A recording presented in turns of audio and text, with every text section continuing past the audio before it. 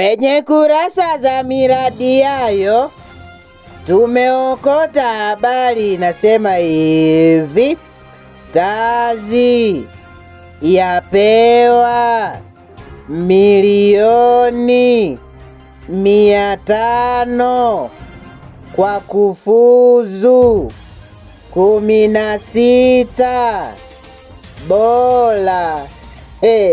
Yani hiyo milioni 500 yani ni bora mngebetia yote, yani mungemuua huyo Taifa Stars ili mpate 1 bilioni halafu tufunguze deni la taifa.